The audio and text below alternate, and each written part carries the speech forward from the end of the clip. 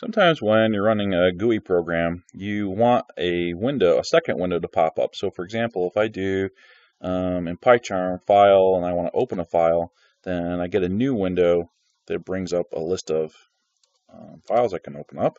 So the question is, how do you do that? So I'm going to use the project from the last video, our editor, to create a new window. So this is the editor class that we had before, and it's quite long. I don't want to go over that again, but we'll just briefly review. Down in the main loop, we create a window, TK. We give it a blank title, and we run then our editor class using the root window, and then run a main loop. Well, this doesn't. I shouldn't have said we run the editor class. We instantiate it. So up here in the editor class, there's a lot of code in here. We know that, but just to review, we create a menu, and the menu has a bunch of different options: new, open, save, save as, quit, and file. But notice down here, we create this file menu. This code right here is new. So we had added in this file menu using the add cascade, and that created the file option. But in the previous incarnation of this editor, we only had that file menu. Now I'm creating a second set of menus for editing. I call it edit menu. And the command here is we do a TK menu again, just like up here. We're adding it into menu bar, just like this. Line up here. So it's the same basic setup as we had with a file menu.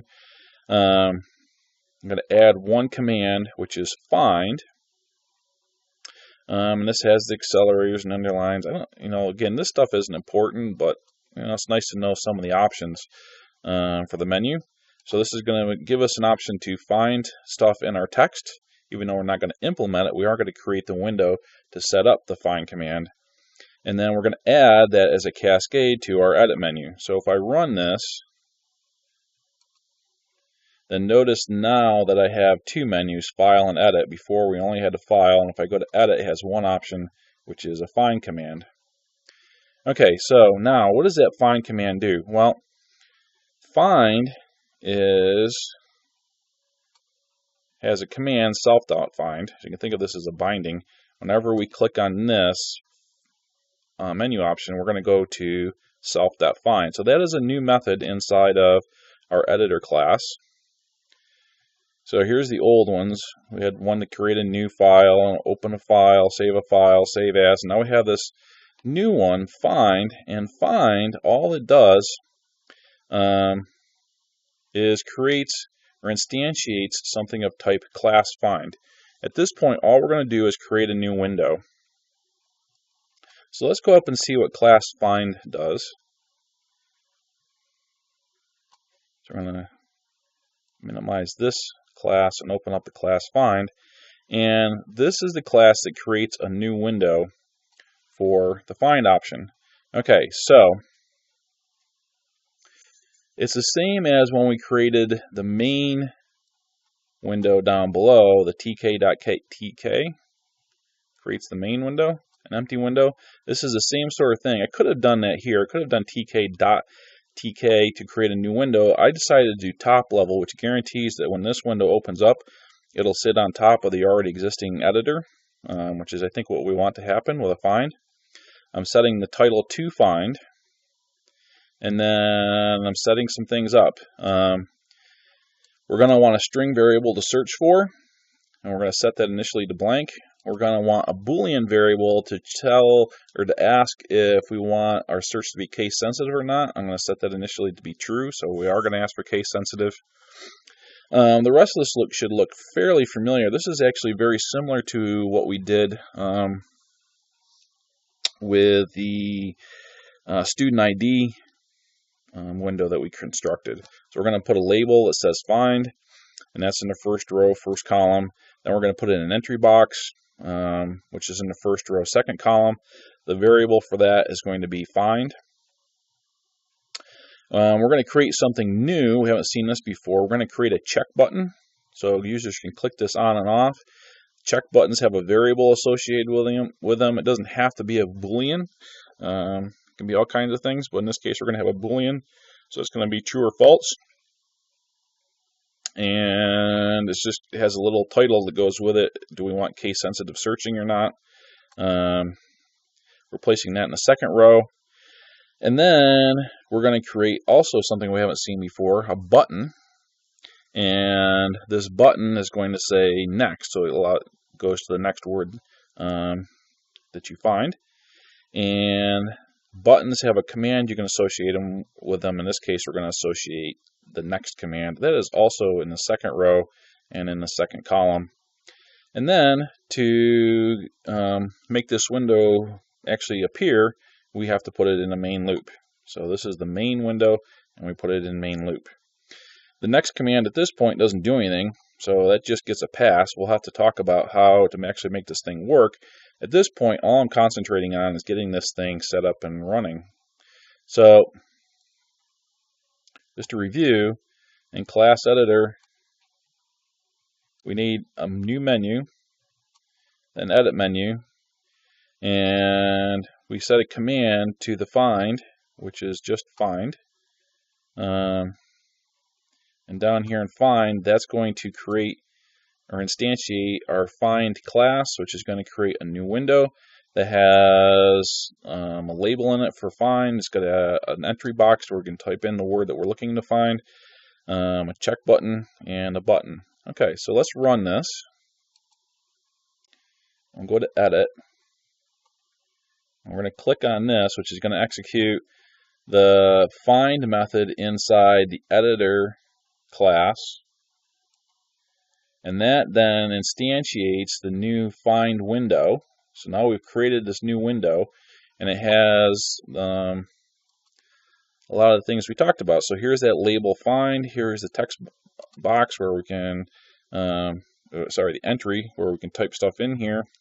At this point, again, this doesn't do anything. We haven't created any methods for the find class. Just get the window up.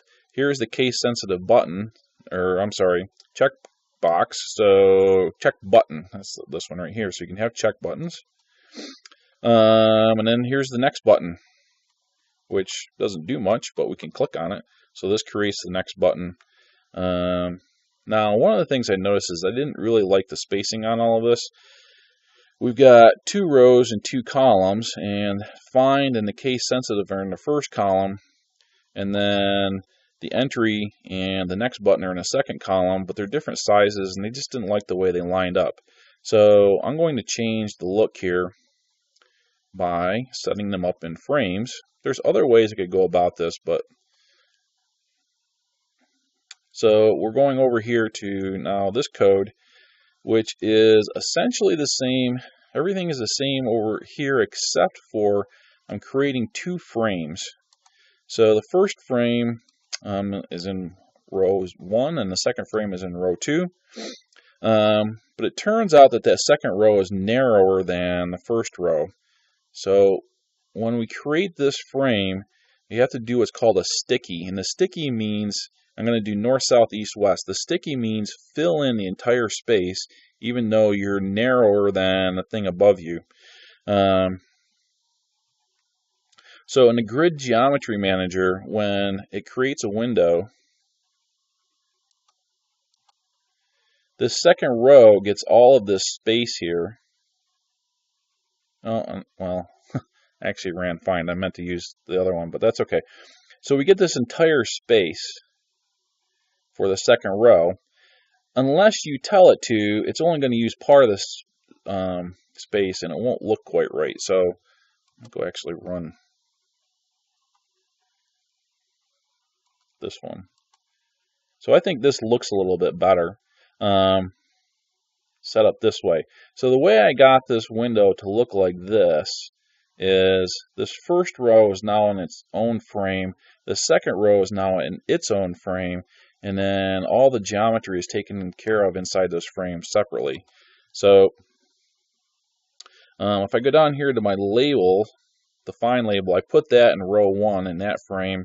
I put the entry in row 1 in the same frame. But then if we go down to the checkbox and the button, notice that those are in row 2, that row 2 frame, and their indexing is based on that frame. So now these are in row 0. Before they were in row 1 of the main window. Now they are in the first row of their own frame. And what that does is this, when I bring this up again, before when I ran this, find was in the same column as case sensitive, and this entry box was in the same column as next. But because they're in their own frames, they're maintaining their own columns, and they're now separated and they can do their own thing. So using frames just gives you another way to get your window set up.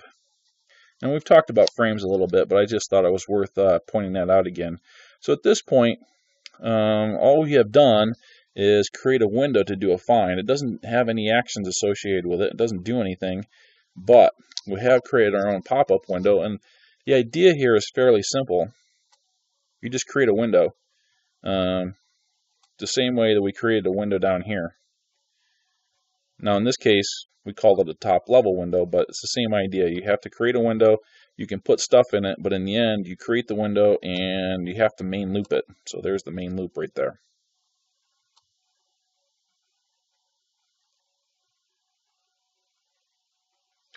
All right, come on.